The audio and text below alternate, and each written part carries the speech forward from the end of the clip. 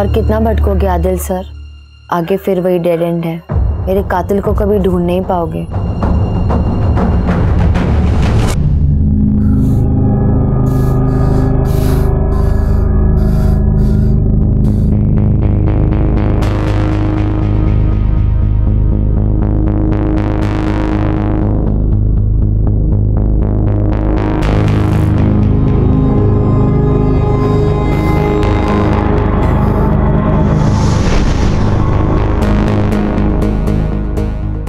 इस केस में मैंने जो देखा, वो मंजर, वो वहशीपन, उसे लफ्ज़ों में बयान नहीं किया जा सकता। हालांकि मैंने अपने करियर में कई केसेस देखे, लेकिन ये केस लगातार मेरे जहन के साथ खिलवाड़ कर रहा था, क्योंकि हर केस में वहशीपने की कोई ना कोई हद मुकर्रर होती है, लेकिन इस केस में वहशीपने की सारी हदें पार हो गई थी। इसने मुझे हिलाकर रख दिया, अंदर से झकझोर दिया था, और मैं मुजरिम की रची हुई एक ऐसी भूल भुलैया में भटक रहा था जिसने मेरी रातों की नींद तक उड़ा दी थी।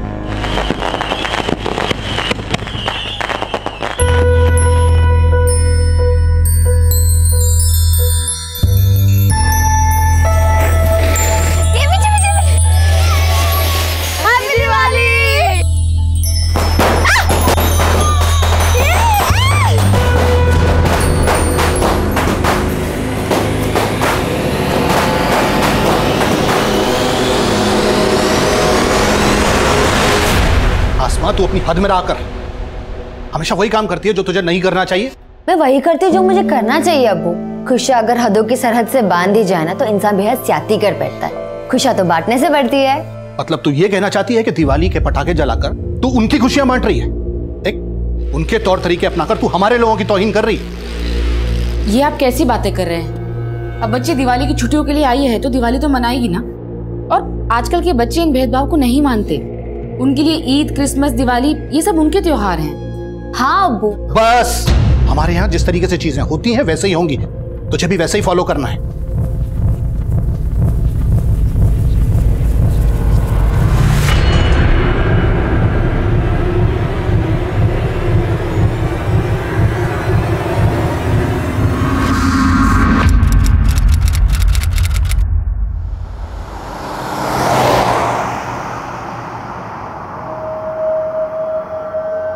तुम्हारे अब्बू नहीं है यहाँ, फिर भी हिजाब पहना हुआ है, और तुम तो खिलाफ थी इसके। आपको ऐसा क्यों लगता है आफाक भाईजान? मुझे इस तहजीब से कोई शिकायत नहीं है, पर शायद आप ये सोच रहे हैं मैंने ये उतार दिया तो अब्बू से मेरी चुगली करने का आपको मौका मिल जाएगा। क्यों? गलत सोच रहे हो तुम मेरे बारे में। मुझे तुम्हारी सोच पसंद है। मैं तो खुद कदम से कदम मिला के चलना चाहता हूँ तुम्हारे साथ। पर मेरे साथ कदम से कदम मिलाना आपके लिए आसान नहीं होगा। अच्छा, अगर ऐसा है तो आजमा के देख लो।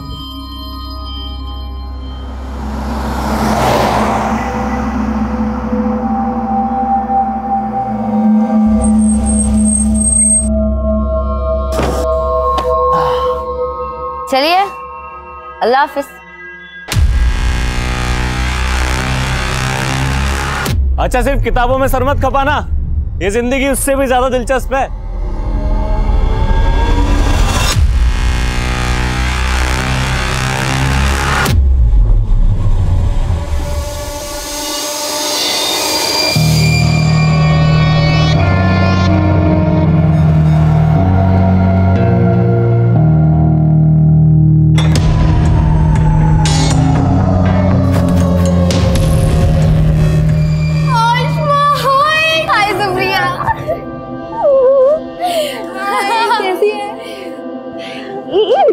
अरे यार, हॉस्टल एकदम खाली खाली लग रहा है। हाँ यार, ज्यादातर लड़कियां आज आई नहीं। अच्छा, और बता, तेरी छुट्टियां कैसी रही? एकदम रॉकिंग। तुम लोग सिगरेट पी रही थी तो तुझे क्या लगा हम यहाँ पर अगरबत्ती जलाएंगे? Very funny. तुम लोग ना सुधरोगे नहीं। सुधरना तो तुझे आसमा, और तुझे सुधारने के लिए हमने एक प्लान बनाया है। अच्छा, क्या प्लान किया तुम लोग ने?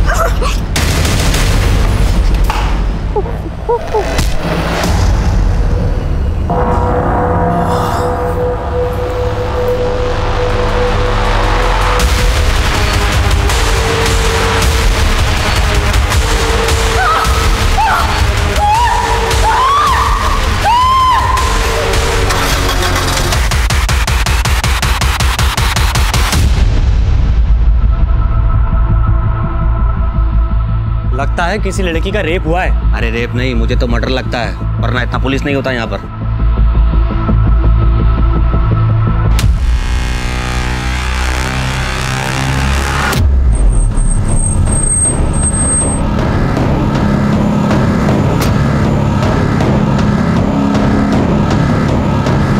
जय हिंद सर, बहुत ब्रूटल मर्डर है सर।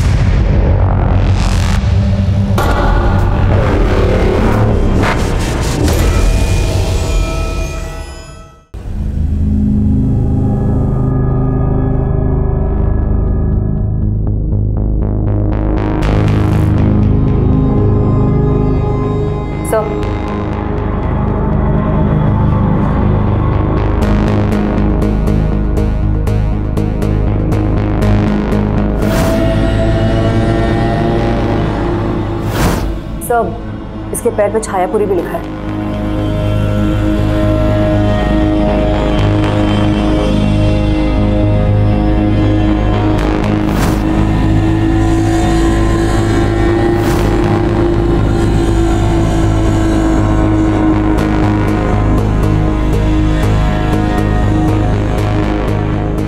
सर इस रूम में आसमा के अलावा 2 लड़कियां और रहती हैं। एक सुप्रिया जो अभी हॉस्टल में है, और दूसरी लड़की दिवाली वेकेशन से अभी तक आई नहीं है वापस।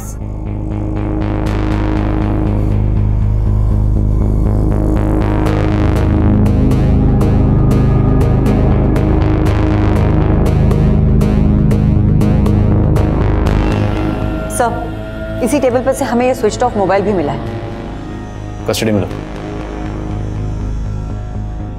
सुप्रिया तुम आसमा की रूममेट, आसमा का बेड तकिया सब कुछ खून से लथपथ है, तो तुम कह रही है तुम्हें कुछ नहीं पता? सर मैं कुछ नहीं छुपा रही हूँ सर। मैं रात को रूम में नहीं थी, मैं अपने फ्रेंड्स के साथ उनके रूम में थी, और जब हम गए थे तो आसमा अकेली थी रूम में। देख आसमा, तुझे नहीं आना तो कोई बात नहीं, लेकिन दरवाजा अंदर से बंद मत करना। मैं रात को आऊंगी तो तेरी नींद डिस्टर्ब हो जाएगी। तो तुमने जानबूझ के आसमा को दरवाजा खुला रखने के लिए कहा था? हाँ, लेकिन मैं सच कह रही हूँ सर। मैं अपने फ्रेंड के साथ उनके रूम में थी और उनसे बातें करते करते मैं सो गई, और जब सुबह उठी तो देखा।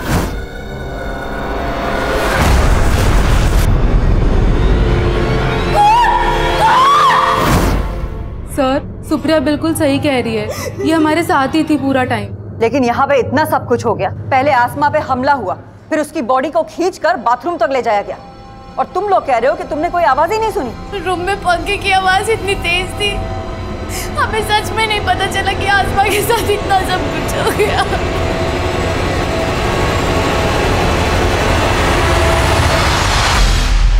इतना ब्रूटल मर्डर, लड़की को कमरे से घसीट कर बाथरूम तक ले जाया गया।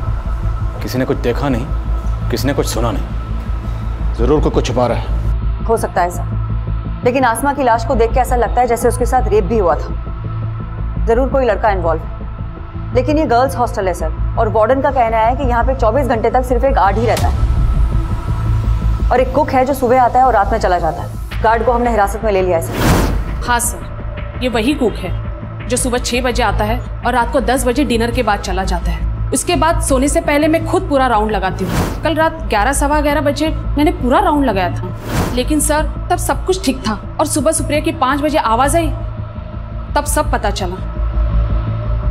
आसमा का हॉस्टल में किसी से कोई झगड़ा? नहीं सर।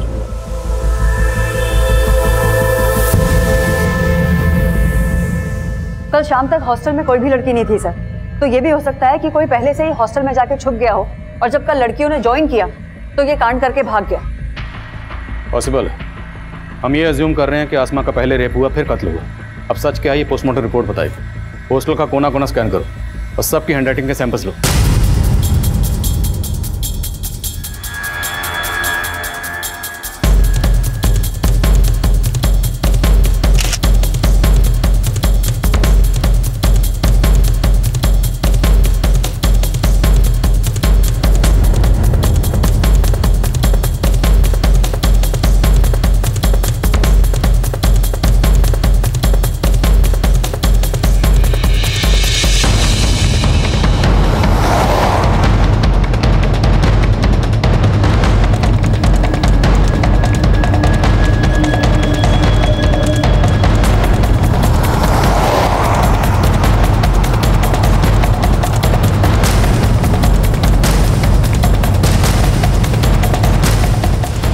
इतना ऊंचा है सर कि यहाँ से आना और भागना दोनों ही पॉसिबल नहीं है। देखो, अगर कुछ सीढ़ियों से आया तो पक्का मेन गेट से एंट्री मारी होगी, मतलब गार्ड झूठ बोल रहा है। पर अगर कोई यहाँ से आया तो फिर ये किसी पेशेवर मुजरिम का काम। सर यहाँ कहीं सीसीटीवी भी नहीं है, तो दोनों ही पॉसिबिलिटीज है। हॉस्टल के आसपास सबसे पता करो, जहाँ भी सीसीटीवी मिले उसे खंगालो, और हॉस्टल में जितने भी लोगों का आना जाना था एक एक की डिटेल निकालो।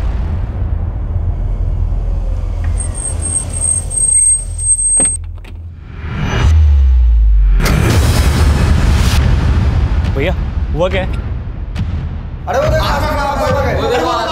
मैडम, आपकी बेटी का रेप करके मर्डर कर दिया गया है, इस बारे में आप क्या कहेंगे? क्या बकवास कर रहे हैं आप? ये बात सही है तुम्हारा? नहीं नहीं नहीं नहीं, कुछ नहीं हुआ है।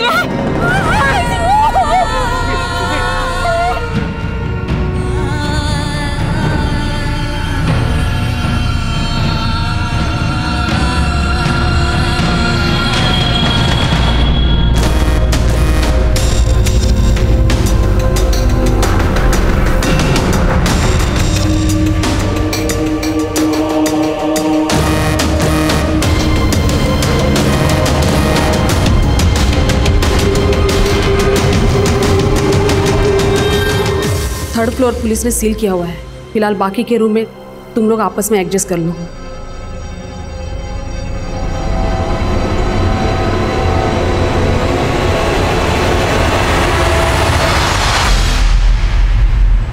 मैं ऐसे कैसे विश्वास कर लूं कि मेरी आसमा? आप बैठिए, मुझे कुछ नहीं पता, मुझे एक बार मेरी बेटी को दिखा दीजिए प्लीज, मुझे एक बार मेरी बेटी को देख लेने दीजिए ना मैडम। मैम आप बैठिए प्लीज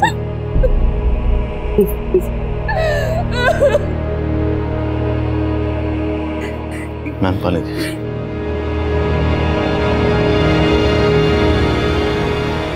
देखिए, आसमा की बॉडी को हमने पोस्टमार्टम के लिए भेजा है। मैं वो सब कुछ नहीं जानती, मुझे बस एक बार मेरी बेटी से मिल लेने दीजिए, एक बार। देखिए, मैं समझ सकता हूँ एक माँ के नाते ये वक्त आपके लिए आसान नहीं है, पर मैं आपको बताना चाहता हूँ कि आसमा की बॉडी की जो हालत है वो देखना आपके लिए और भी मुश्किल होगा। आपके कह देने से मैं मान लूं कि मेरी बच्ची, अरे कल ही तो उसे हंसता खेलता देखा था। अम्मी, इतनी मुश्किल से पैक किया था, अपने ऑफिस खोल दिया। अरे ये देख, घर के बने लड्डू हैं, तूने रखना ही भूल गई थी। अब्बू, आप इतने चुप चुप क्यों है? लगता अभी भी मुझसे नाराज है। बेटा, ख्यालात तो तेरी अम्मी से भी नहीं मिलते हमारे, फिर भी निभा लिया ना। तू तो बच्ची है हमारी। वाह फूफा, अस्सलाम वालेकुम फूफी। आज ये आसमा चुप गया या जमीन पे रह के आप भी आसमा छू बैठे? अफाक भाईजान, अफा की तरह जलना तो आपकी फितरत है ना? जब देखो अब्बू और मेरे बीच में आग लगाते रहते हैं। तो कल रात को उसे हॉस्टल ड्रॉप करके आया था, और आज सुबह। देखिए, जिस तरह से आसमा को मारा गया काफी दिल दहलाने वाला। ये जरूर किसी ऐसे शख्स का काम है जिसकी आसमा से गहरी रंजिश रही होगी। तो क्या आसमा ने कभी आप लोगों से इसके खिलाफ कुछ कहा था? नहीं सर, उसने कभी कुछ ऐसा नहीं बताया।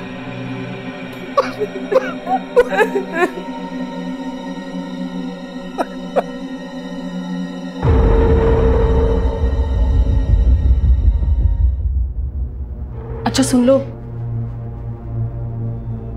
आई होप तुम समझ गई हो कि मैं क्या कहना चाहती हूँ। Yes ma'am.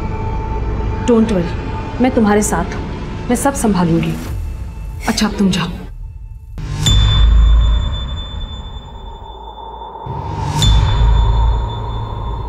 हमने कई लोगों की हैंडराइटिंग ली है सर, लेकिन किसी की भी लिखावट इस लेटर की लिखावट से मैच नहीं करती।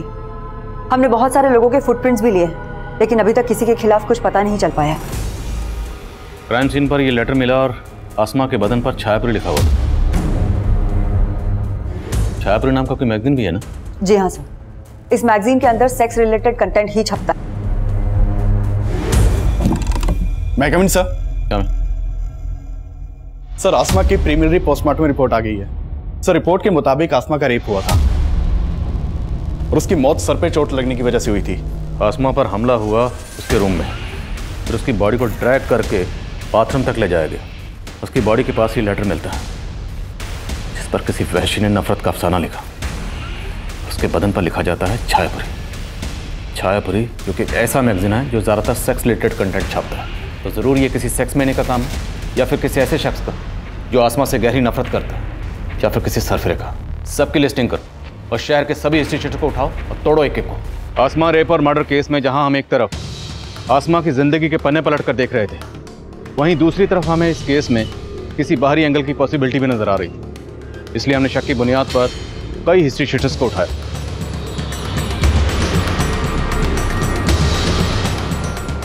सबके डीएनए सैंपल्स, हैंडराइटिंग और फुटप्रिंट्स लिए गए।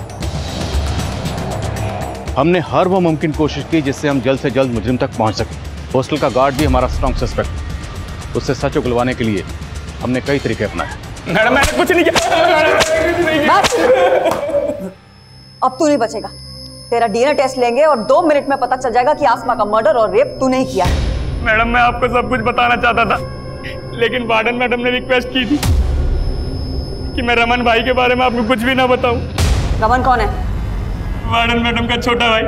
उनका अक्सर हॉस्टल में आना जाना और वो कल रात भी आए थे। उनका हॉस्टल में दीप्ति नाम की एक लड़की से अफेयर है। रहता कहाँ है वो?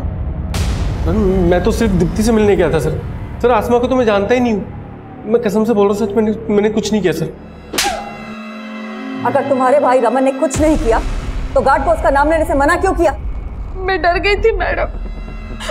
मैं अपने भाई की हरकतों से परेशान थी, लेकिन मेरा यकीन कीजिए उसने कुछ नहीं किया। आप चाहो तो वो दीप्ति से पूछिए, उसने कुछ नहीं किया। सर मेरा कोई अफेयर नहीं है रमन के साथ। वो मुझे परेशान कर रहा था सर।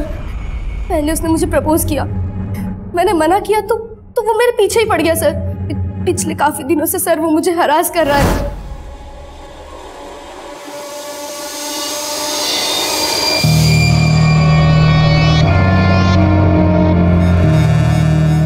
मैं उसका फोन नहीं उठा रही थी तो वो उस रात हॉस्टल में आ गया।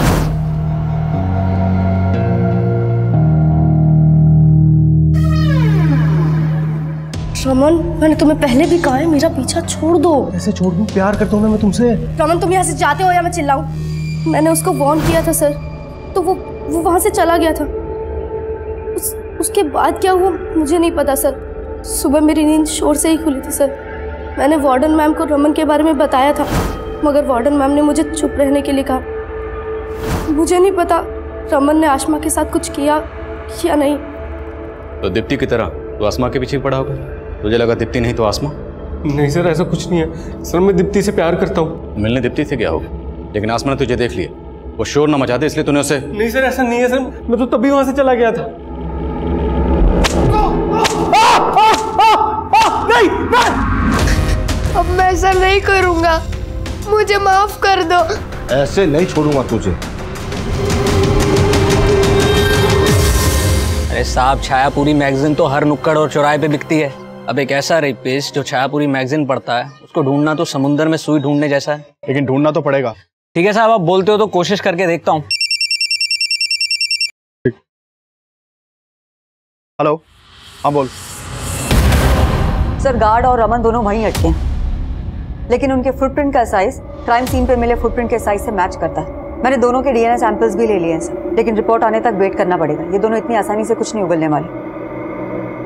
क्राइम सीन से हमें जो आसमा का फोन मिला था उसे अच्छे से स्कैन करो, उससे हमें कोई ना कोई क्लू जरूर मिलेगा। मैगविन सर, हमें सर हमने हॉस्टल के आसपास के सारे सीसीटीवी खंगाले।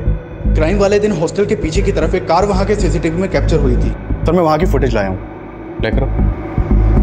सर इस गाड़ी का नंबर विजिबल नहीं है। मैंने इस गाड़ी के बारे में आसपास के लोगों से पूछताछ की, लेकिन पहले किसी ने भी इस गाड़ी को यहाँ नहीं देखा। सर सस्पिशियस बात यह है, ये गाड़ी रात को 1 बजे यहाँ आई, इस गाड़ी में से कोई उतरा और फिर अर्ली मॉर्निंग वापस आया। जिस डायरेक्शन में ये गाड़ी गई है उस डायरेक्शन के सीसीटीवी खंगालो। हो सकता है वहाँ के किसी सीसीटीवी में इसका नंबर कैप्चर हुआ। Okay sir.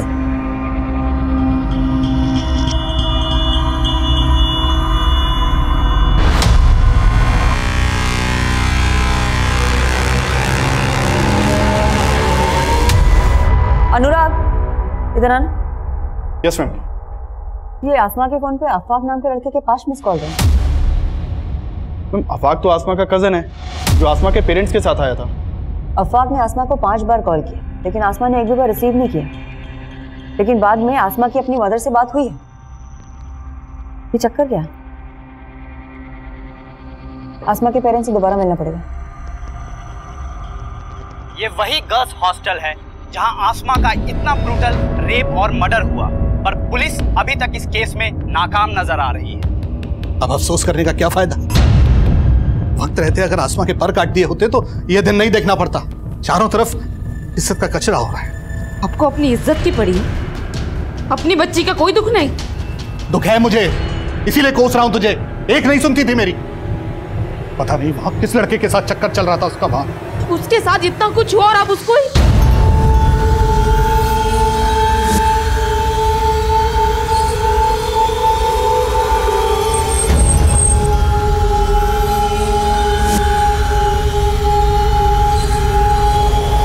कहां जा रही हो तुम?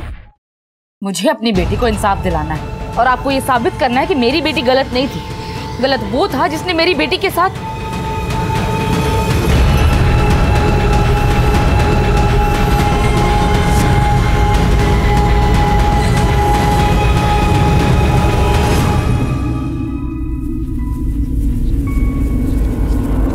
मैं आपसे अफाक के बारे में बात करना चाहती हूँ। क्या आमना का और अफाक का कोई इशू था? कैसी बातें कर रही हैं मैडम? भला अफाक का आसमा से क्या इशू होगा? देखिए, मर्डर वाली रात को अफाक ने 5 बार आसमा को फोन किया था और उसने एक भी बार उसका फोन नहीं उठाया। और उन 5 मिस्ड कॉल्स के बाद उसकी बात आपसे हुई थी। क्या बात हुई थी? बस नॉर्मल बातें हुई थी। हाँ अम्मी, मैं ठीक हूँ और अच्छे से पहुँच गई थी। बस ठीक से रहना। तो अकेली रहती है ना तो दिल में फिक्र सी रहती है। आप मेरी टेंशन मत लो अम्मी। अच्छा अब्बू से बात करवाओ। अरे तेरे अब्बू तो बाहर टहलने गए हैं और फोन भी घर पर छोड़ गए। अच्छा, मुझे उनसे कुछ बात करनी थी, आएंगे तो फोन करवाना। अच्छा, ऐसी क्या बात है जो सिर्फ अब्बू से करनी है, मुझसे नहीं? ऐसा कुछ नहीं अम्मी, बस बात करनी थी कुछ। अब्बू आएंगे ना तो मेरी बात करवाना उनसे। उस दिन मैं जरा देर से टहल कर घर वापस आया। इन्होंने बताया था मुझे लगा रात काफी हो गई है, इसलिए अगले दिन फोन करूंगा ये सोचकर सो गए हम लोग। लेकिन ऐसी क्या बात होगी जो वो आपसे ही करना चाहती थी? मुझे खुद कुछ समझ में नहीं आ रहा मैडम। देखिए, हमें पता चला है कि आसमा लिबरल थॉट्स की लड़की थी और शायद आपको उसकी इस बात से परेशानी भी थी। तो कहीं कुछ ऐसा तो नहीं कि आप हमसे कुछ छुपा रहे हो? कैसी बातें कर रही है मैडम आप? मैं भला आपसे कुछ क्यों छुपाऊंगा? मैं मानता हूं कि हमारी बेटी आसमा कुछ अलग ख्यालात की थी, लेकिन मैंने हमेशा उसको यही समझाया कि बेटा इस तरीके की बातें सिर्फ बातें करने तक ठीक है, कोई महान नहीं बनता इन बातों से, बल्कि दुनिया सबसे पहले दुश्मन ऐसे ही लोगों की बनती है। मैडम अब तो मुझे यकीन हो चला है कि मेरी बेटी ऐसी नफरत का शिकार हुई जिसमें लोग बस्ती की बस्ती जला देते हैं। वो तो फिर भी एक छोटी सी मासूम मेरी प्यारी सी बच्ची थी।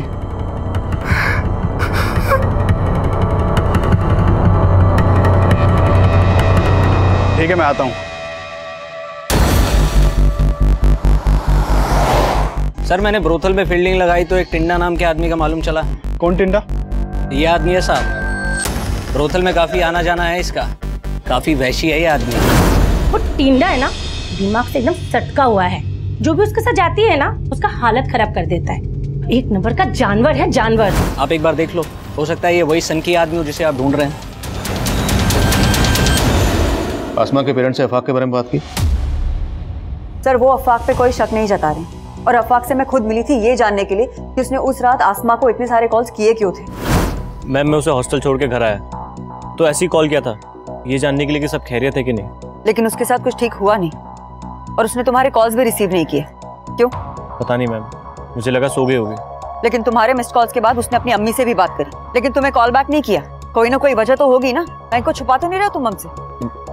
नहीं मैम, मैं कुछ नहीं छुपा रहा। फिर भी इस अफाक के बारे में सब कुछ पता करो। हो सकता है कुछ छुपा रहा हो, और ये भी पता करो कि मर्डर की रात ये कहाँ था। Okay sir. मैं कमिंग सर। सर, हमारे खबरियों से इस तेजस उर्फ टिंडा नाम के आदमी की इंफॉर्मेशन मिली है। सर, इसके बारे में जो भी पता चला उस हिसाब से शक किसी के ऊपर जाता है। सर, मैंने चेक किया, मर्डर वाली रात इसका फोन हॉस्टल वाले एरिया में ही एक्टिव था। उठाओ इसे। Yes sir.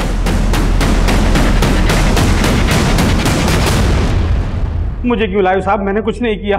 तू क्या कर सकता और क्या नहीं कर सकता सब पता लगा लिया हमने। आसमा के ऊपर बुरी नजर थी ना तेरी। साहब मैं किसी आसमा वासमा को नहीं जानता साहब, और उस रात तो मैं किसी और आइटम के साथ था। किसके साथ था? उमा साहब, प्रोस्टिट्यूट है। मैं मानता हूँ साहब, मैं ऐसा ही हूँ, सिर्फ प्रोस्टिट्यूट्स के साथ ही सोता हूँ, लेकिन साहब आज तक मैंने कभी किसी आम लड़की के ऊपर बुरी नजर नहीं डाली साहब। टिंडा के पैर के साइज क्राइम सीन पर मिले फुटप्रिंट के साइज से मैच कर रहे हैं। लेकिन सर ये टिंडा बहुत मोटी चमड़ी का है, बहुत तोड़ा लेकिन फिर भी कुछ नहीं उगला। इस टिंडा का भी डीएनए और हैंडराइटिंग सैंपल लो। सर आज सुबह संत नगर पुलिस ने विक्रमपुर एरिया से एक अज्ञात गाड़ी जब्त की है। ये देखिए सर, ये विनय नाम के एक आदमी की गाड़ी है जो संत नगर में रहता है। सर उसने अपनी गाड़ी चोरी होने की कंप्लेन लिखवाई थी, और सर ये गाड़ी उसी शाम चोरी हुई है जिस रात आसमा का मर्डर हुआ है, और इस गाड़ी का कलर उस कार के कलर से मैच करता है जो गर्ल्स हॉस्टल के बैक साइड में देखी गई थी। ये गाड़ी चुराई गई संत नगर से, जो उस हॉस्टल से 7-8 किलोमीटर की दूरी पर है। तो कोई इतनी कम दूरी तय करके कार चुराने के बाद मर्डर करने क्यों आएगा? मेरा मतलब है चोरी की हुई कारें ज़्यादातर लूट और रॉबरी में इस्तेमाल होती या फिर लाश डंप करने के लिए, लेकिन यहाँ तो रात भर लाश भी उस हॉस्टल में थी और अगली सुबह तक ये कार भी वहीं थी। और अगर ये कत्ल इसी कार चुराने वाले ने किया है तो ये इतनी देर वहाँ क्यों रुकेगा? लेकिन सर हम किलर को सरफिरा भी तो समझ रहे हैं, हो सकता है ये चोर वही हो जिसे हम ढूंढ रहे हैं। ठीक है, संत नगर पुलिस के टच में रहो और पता करो कि कार चुराने वाला कौन हो सकता है, और हॉस्टल एरिया का डंप डाटा स्टडी करो, हो सकता है वहाँ से कोई सस्पिशियस नंबर सामने आए। यस। आपने अफाक को आसमा के साथ हॉस्टल क्यों भेजा था? अभी अचानक तुमने अजीब सा सवाल क्यों पूछा? सवाल तो ये है कि आसमा आपसे क्या बात करना चाहती थी जो उसने मुझे नहीं बताई, या आपने अफाक को कुछ बोला जो मुझे नहीं बताया?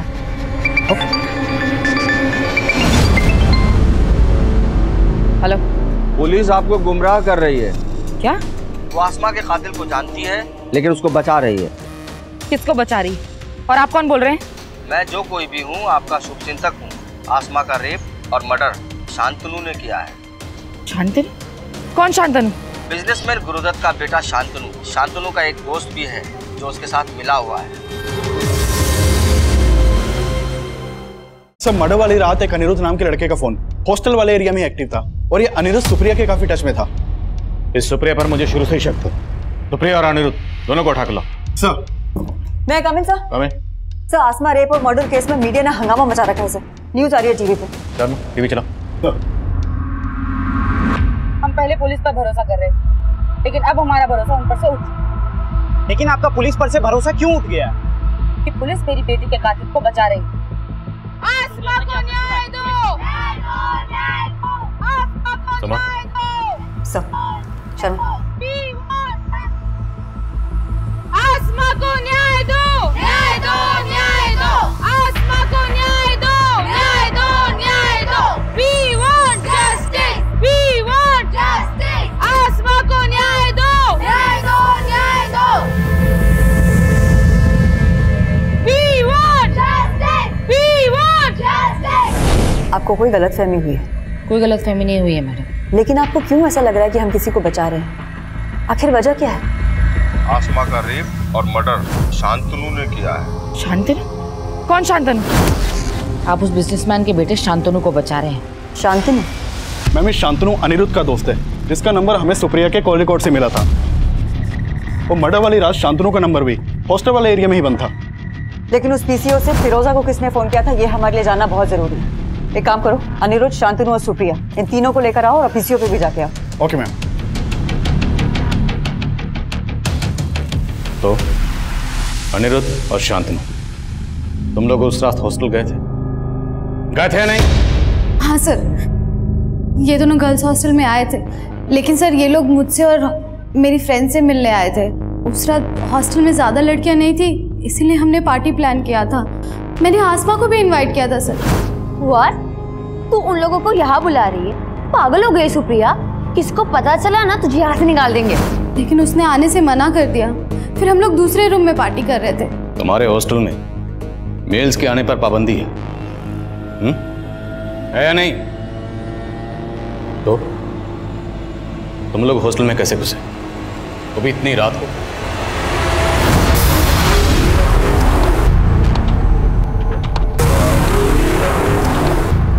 उसके बाद हम लोगों ने 2 घंटे तक एंजॉय किया, और उसके बाद शांतनु और अनिरुद्ध दोनों चले गए थे सर। उसके बाद सच में मैं अपने फ्रेंड्स के साथ ही सो गई थी। तुम चुप रहोगे? तुम्हें क्या लग रहा है हम तुम्हारी बातों में आ जाएंगे तो मैंने बचा लोगी? बोलो तुम लोग, साफ साफ बोलो, उस रात हॉस्टल में क्या हुआ था? सर हमने आसमा के साथ कुछ भी नहीं किया है सर, बिलीव अस। सर मैं मानता हूं कि हमने गलती की, लेकिन हमने कुछ नहीं किया सर। सर मैंने अनिरुद्ध और शांतनु के डीएनए और हैंडराइटिंग सैंपल्स लेने के लिए बोल दिया है। माना है तीनों झूठ बोले, लेकिन वो आदमी कौन होगा जिसने पीसीओ से फोन करके फिरोजा को शांतनु के बारे में बताया? सर मैं उस पीसीओ पे भी गया था, वहां कोई सीसीटीवी नहीं था और उस पीसीओ पे ये भी नहीं पता चल पाया कि ये कॉल किसने किया होगा। हमारी रडार पर सिर्फ शांतनु नहीं बल्कि अनिरुद्ध, सुप्रिया, हॉस्टल वार्डन सुनीता, सुनीता का भाई रमन और टिंडा भी शामिल थे। इन सबको हम स्ट्रॉन्ग सस्पेक्ट मान रहे थे, लेकिन सवाल यह था कि वो गुमनाम कॉलर कौन था जिसने आसमा की अम्मी को फोन करके सिर्फ शांतनु को आसमा का गुनहगार बताया था, जिसकी वजह से आसमा की अम्मी ने एक ऐसा जज्बाती कदम उठाया और उस कदम को मीडिया ने इतना उछाला कि लोग अब हमारी काबिलियत पर ही शक करने लगे थे। मुझे इस केस से हटाने की मांग उठने लगी थी, लेकिन मेरे सीनियर ने मेरा साथ दिया और अब मैंने तय कर लिया कि मुझे ये केस जल्द से जल्द सॉल्व करना है। हमने सारे सस्पेक्ट्स को बारीकी से इन्वेस्टिगेट करना शुरू किया।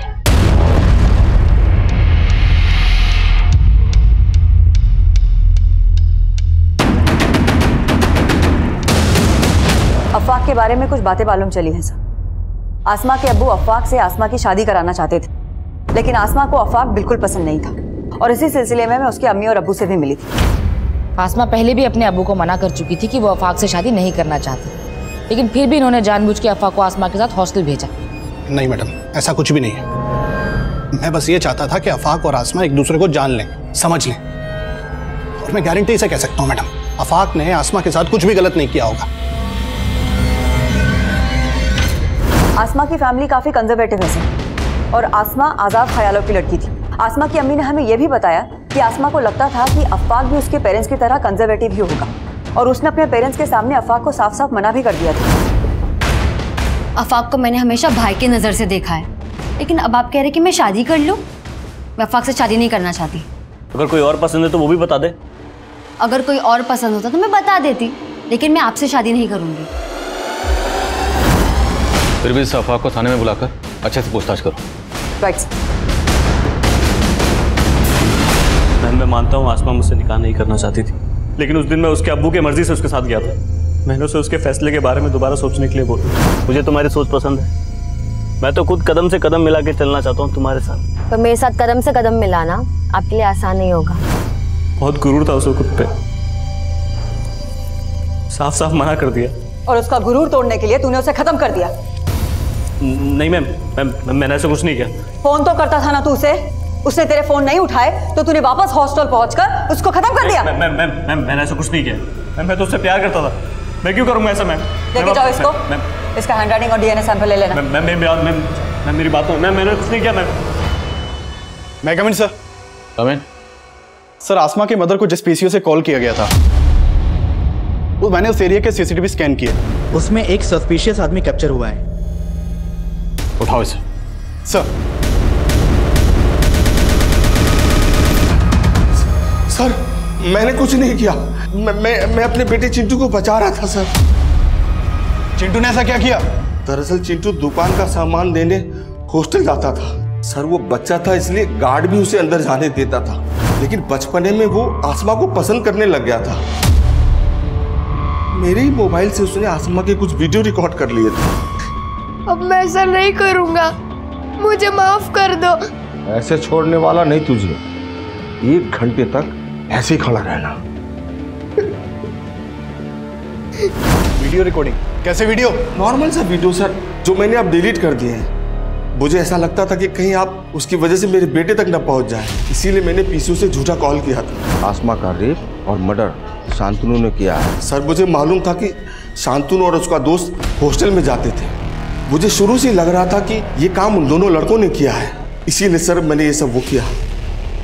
आसमा रेप और मर्डर केस में अब एक नाबालिग बच्चे चिंटू की कुछ ऐसी हरकतें सामने आई जिसने इस केस को एक नया मोड़ दे दिया। लेकिन चिंटू के फादर ने जो शातिरपना किया था, उसे भी हमारी सस्पेक्ट लिस्ट में जोड़ रहा था। हमने उसका डीएनए, हैंडराइटिंग सैंपल्स और फुटप्रिंट्स ली, और आसमा के कजन अफाक के भी हम डीएनए रिपोर्ट का इंतजार कर रहे थे। लेकिन इसके अलावा हमारे हाथ कोई पुख्ता सबूत नहीं लग रहा था। मैं एक अजीब सी गफलत में था।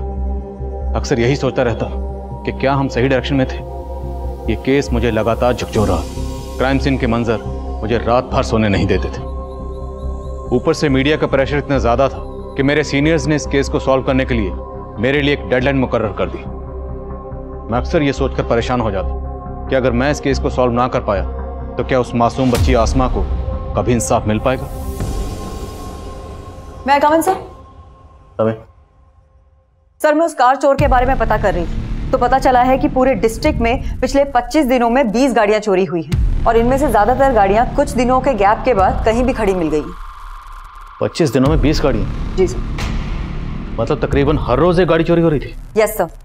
जिन एरिया से ये कार्स चोरी हुई है वहां कहीं कहीं चोर सीसीटीवी फुटेज में कैप्चर हुआ है, लेकिन चेहरा कहीं भी क्लियर नहीं है। ये देखिए सर, यहाँ कहीं भी इसका चेहरा क्लियर नहीं है, लेकिन सर इसकी चाल में एक लचक है जो हर फुटेज में एक जैसी है। और सर हॉस्टल के बैक साइड के सीसीटीवी फुटेज में भी उस आदमी की चाल में ऐसी ही लचक दिख रही थी। और सर हो सकता है कि हॉस्टल के बैक साइड में जो कार देखी गई थी वो भी इसी ने चुराई हो और आसमा के मर्डर और रेप में भी इसी का हाथ हो। लेकिन सर ये दुबला पतला आदमी जो सही से चल नहीं सकता, सर ये कैसे हिम्मत करके हॉस्टल के अंदर घुसा होगा और उसने आसमा का रेप और मर्डर किया होगा? हो सकता है ये वो ना हो जिसकी तलाश हमें, लेकिन फिर भी कंफर्म करना जरूरी है कि उस रात ये गाड़ी यही वहां लेकर आया था। हॉस्टल के आसपास सब जगह पता करो, क्या उस रात कोई ऐसा आदमी देखा गया था जो इसकी तरह लंगड़ा कर चल रहा था?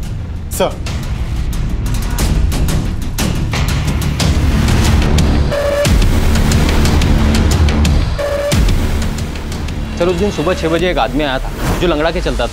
उसके पास एक कार भी थी। उसने मेरे यहाँ बैठकर कई कप चाय भी पी थी। अच्छा, उस आदमी का स्केच बना सकते हो? जी साहब, बनवा सकता हूँ। मैम, चाय वाले ने जिस आदमी के बारे में बताया था उसका स्केच है। पता करो उसका कोई क्रिमिनल रिकॉर्ड है क्या और इस स्केच को हर जगह सर्कुलेट करो। हो सकता है इसके जानने वाला कोई मिले। Okay ma'am.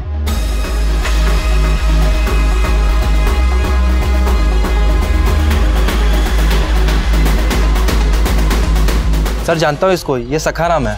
सखाराम कहाँ रहता है ये? सर घर तो मालूम नहीं है, लेकिन आगे ये गैरेज है, वहाँ मैकेनिक का काम करता है।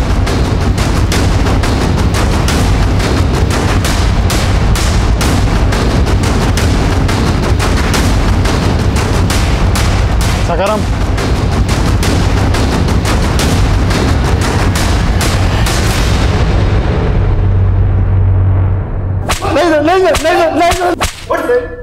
नहीं साहब, मैं मानता हूँ कि मैं गाड़ी चुराता हूँ, लेकिन सर मैंने किसी लड़के के साथ कुछ नहीं किया। हमने जब कार चुराई थी ना, वो उसी हॉस्टल के पास खड़ी हुई मिली है। सर वो तो मैं कहीं भी खड़ी कर देता था। सर दरअसल मेरे घर में एसी नहीं है, वो मुझे गर्मी बर्दाश्त नहीं होती है सर मैं गाड़ी चुराता हूँ और कहीं ले जाके उसका एसी ऑन करके सो जाता हूँ और अगले दिन कहीं भी गाड़ी छोड़ देता हूँ सर। इसकी गर्मी दूर करो, खिलाओ इसको ठंडी ठंडी हवा। नहीं। इसका भी डीएनए और हैंडराइटिंग सैंपल्स लो। सर अब पुलिस ने आसमा रेप और मर्डर केस में एक ऐसे आदमी को गिरफ्तार किया है जो ठीक से चल भी नहीं सकता और पुलिस सोच रही है ऐसा आदमी हॉस्टल की तीसरी मंजिल की खिड़की तक चढ़ा और आसमा के साथ रेप और मर्डर किया। क्या पुलिस ऐसे आदमी को अंदर करके वाकई किसी को बचाने की कोशिश तो नहीं कर रही? मैं कमिंग सर? सर सखाराम भी कुछ नहीं उगल रहा है और शांतनु और अनिरुद्ध का डीएनए आसमा की बॉडी पे मिले डीएनए से मैच नहीं करता। और चिंटू के फादर का डीएनए? सर उसकी डीएनए की रिपोर्ट आने वाली है। मैं कमिंग सर? मैंने सखाराम के बारे में पता किया सर।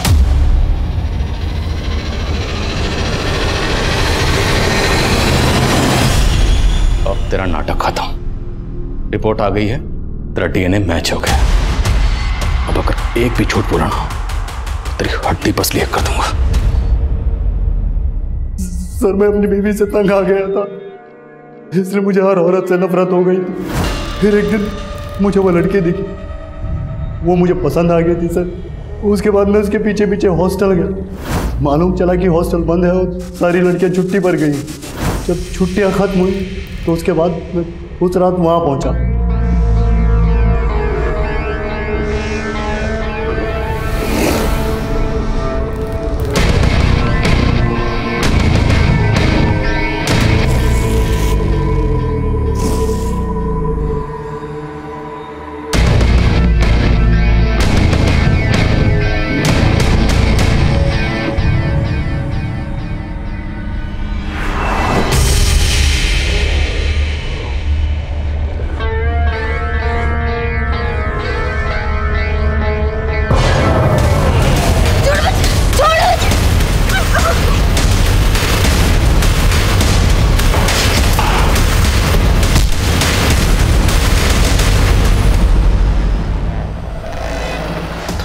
लाश के साथ,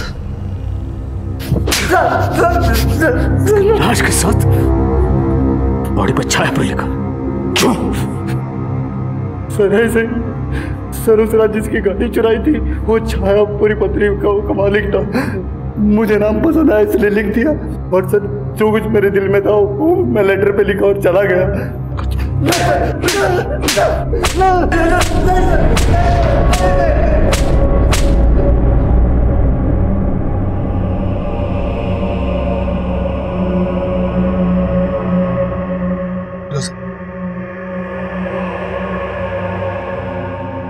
आप बोल रहे थे ना मेरी बेटी का वहां किसी लड़के के साथ चक्कर, देख लिया ना क्या सच सामने आया। मैं तुमसे माफी मांगता हूं फिरोजा, मैं कभी आसमा को समझ ही नहीं पाया।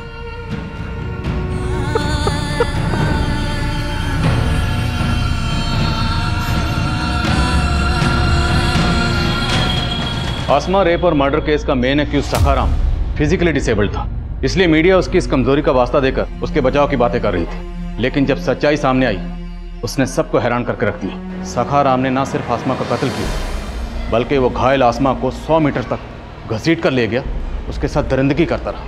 लेकिन हॉस्टल में मौजूद किसी ने कोई आवाज़ नहीं सुनी, किसी ने कुछ नहीं देखा, कुछ नहीं सुना। जबकि उस रात हॉस्टल में सखाराम के अलावा वार्डन सुनीता का भाई रमन और सुप्रिया के दोस्त अनिरुद्ध और शांतनु भी मौजूद थे, जो गलत तरीके से हॉस्टल में दाखिल हुए थे। जिससे साबित होता है कि आसमा एक ऐसे प्रमाइसिस में रह रही थी जहाँ पर सिक्योरिटी ताक पर थी।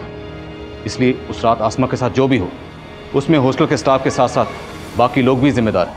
आज इंटरनेशनल वुमेन्स डे पर आसमा की कहानी आप सभी को बताकर मेरा मकसद ये बताना है कि आसमा की मौत से सिर्फ उसके परिवार को गहरा नुकसान नहीं हुआ, बल्कि ये नुकसान हमारे पूरे समाज का नुकसान, क्योंकि हमने आसमा को खोकर एक ऐसी टैलेंटेड और सेंसिटिव शख्सियत को खोया है जो अपनी सोच से एक प्रगतिशील समाज के निर्माण का मादा रखती थी। उम्मीद है आसमा की कहानी हम सबको एक सबक देगी, जिससे हम अपने मुल्क की बेटियों को एक महफूज और बेहतर समाज दे पाएं। अब मैं आदिल खान आपसे इजाज़त लेता हूं, आपसे फिर मुलाकात होगी एक और नए केस के साथ। तब तक देखते रहिए क्राइम पेट्रोल 10 तक। मकसद बताना नहीं, बचाना है।